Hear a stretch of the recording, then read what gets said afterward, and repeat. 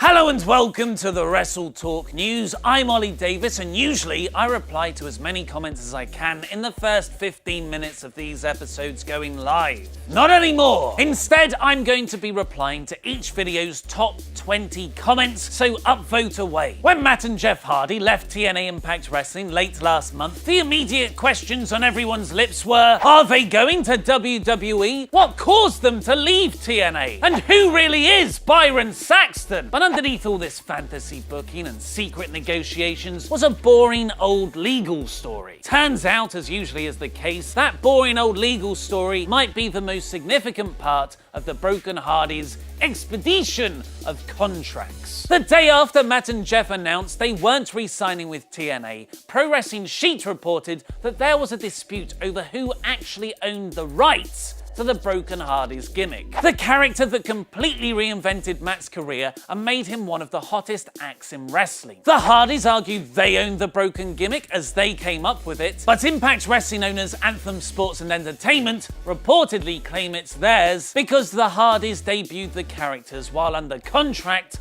with TNA. That's outrageous! How can a wrestling promotion lay claim to a character created by an independent contractor? Hold your horses there, stereotypical 1920s New Yorker. This is actually the industry standard for major wrestling promotions. That's why Cody can't use the Rhodes name outside WWE, a surname he argues is his birthright, being the son of Dusty Rhodes. But because Cody first used the Cody Rhodes name in WWE, his contract dictates Vince McMahon's company owns the name. Morally right? Probably not. Legally right?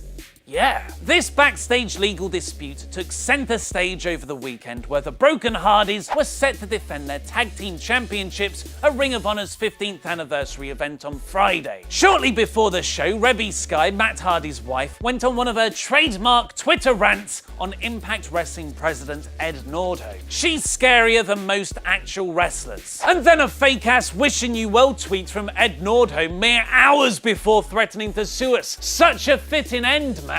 Real cute how TNA can go radio silent for weeks, with exception of nonsensical drunk texts from Jeff Jarrett, but we get a 2-hour deadline to respond. Good luck explaining to your talent that their paychecks are late again because you're spending all your money suing the Hardys. PW Insider have revealed what Rebby is rather upset about. Impact Wrestling owners Anthem reportedly sending a 3-page cease and desist letter to Matt and Jeff Hardy, ROH, and all the companies that plan to air Friday's 15th anniversary pay-per-view, claiming the Broken Hardys gimmick is their intellectual property and that the Hardys are not to use anything related to the Broken universe going forward. As a result, Ring of Honor officials decided not to use the Broken act on the show, with the word not being mentioned on commentary at all, and Jeff Hardy wearing his normal ring gear. Matt, however, still wore his Broken outfit and acted in gimmick. Dave Meltzer has pointed out on Wrestling Observer Radio that this is much more likely Impact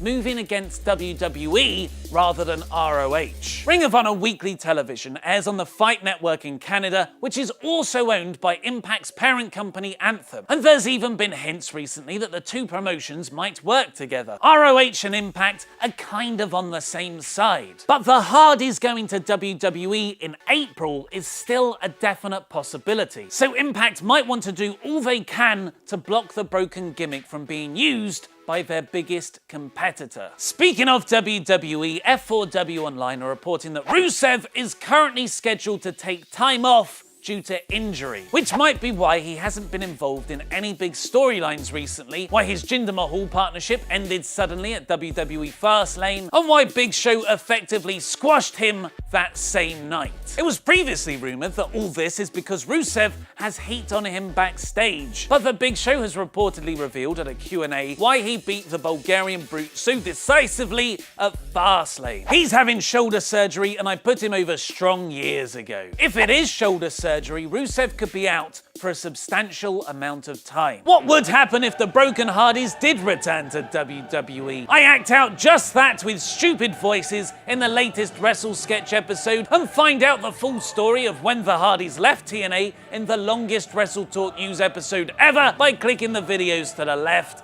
and subscribe. I've been Ollie Davis, and that was wrestling.